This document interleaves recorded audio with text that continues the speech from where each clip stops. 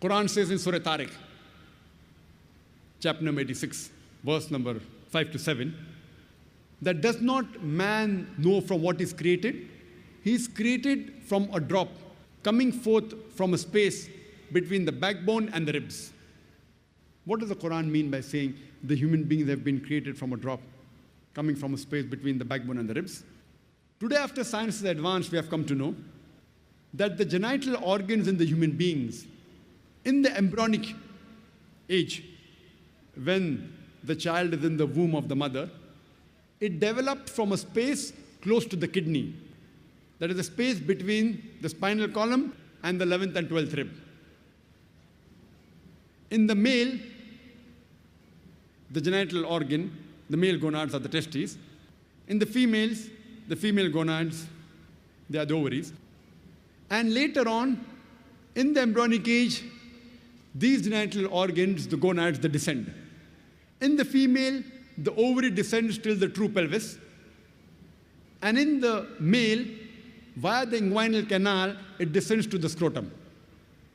But even after descending in the adult life, yet these genital organs, they receive the nerve supply from the same space between the backbone and the 11th and 12th rib. And the blood supply from the aorta, which is present in the same space between the backbone and the 11th and 12th rib. And the venous return and the lymphatic drainage goes to the same space, the space between the backbone and the 11th and 12th rib. The Quran mentions in no less than 11 different places that the human beings have been created from a nutfah. It's also mentioned in Surah Hajj, chapter 22, verse number 5, and Surah Mu'minun, chapter number 23, verse number 13, that the human beings have been created from nutfah, which means a minute quantity of liquid. What does the Quran mean that we have created the human beings from a minute quantity of liquid? The Quran also says in Surah Sajda, chapter number 32, verse number 8, that we have created the human being from a quintessence. And we have created the human beings from solala. The Arabic word solala, besides meaning quintessence, it also means the best part of the whole. So besides the Quran saying we have created the human being from minute quantity of liquid, it also says we have created the human being from the best part of the whole. And today science tells us that only one spermatozoa out of the millions of sperms that are emitted is sufficient to fertilize the ovum.